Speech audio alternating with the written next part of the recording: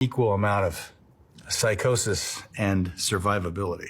They go together. I like that about Snake, or at least I felt that that was true about him. We started out doing some stuff that ended up not being in the movie. It was a train station sequence, sort of establishing the character of Snake. And he had a partner and got shot, and Snake actually ran back to help him. They caught them.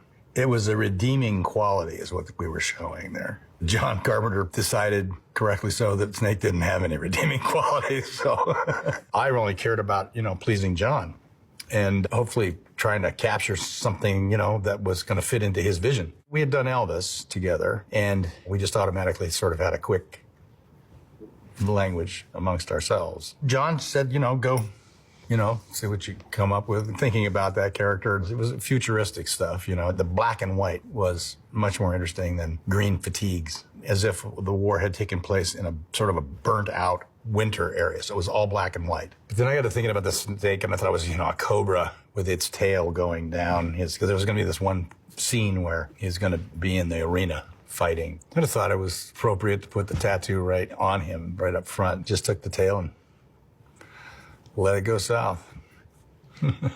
After we did a couple of takes of the first, in that train sequence, he came over. He whispered to me, he says, fucking character's great. And he was like, yeah, because I didn't really know how I was going to sound. I kind of got look and feel and be, but the sound of Snake. You, me, and Fresno Bob. You know what they did to Bob?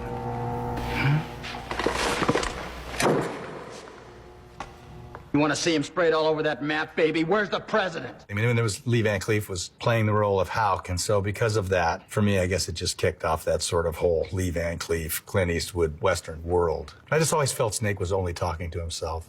He was never really talking to anybody. You gonna kill me now, Snake? I'm too tired. Maybe later. It's a video game series called Metal Gear Solid. It was rumored that there's a character in the game that's inspired by Snake Plissken, and they asked you to do the voiceover. Well, it's like, look, I'm pretty lazy by nature. Remember, there have been many different times when people, wanted to do something. I don't know, I'm a movie guy. You have to understand that from my point of view, whether it's Elvis or Snake Plissken or Jack Burton or R.J. McCready, that was that project. That was that thing. You get into that mindset. You create that. You want to make that world happen. Just like I used to do interviews when Elvis was coming out, and they would say, come on, do a little Elvis for us. And, it's like, it doesn't work that way. You don't just slide in and out of Elvis. You go to work on it. You refine it, and then you do it, and you get paid for that. I come from a different era. I wasn't interested in expanding financially off of something that we had created or that I had created in terms of a character. And I get business people, sure. Well, we could do this with that. We could do this with that, or we could do this with that. And I look at it and goes, that's not written by John.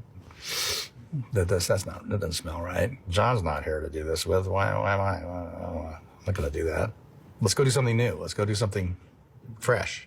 Let's go create another iconic character rather than saying, what can we bleed off of this iconic character? And, you don't look at them as iconic characters. I mean, they refer to them as that if they become that. You're just doing you're on a day-to-day, running it, having a good time and trying to make it work.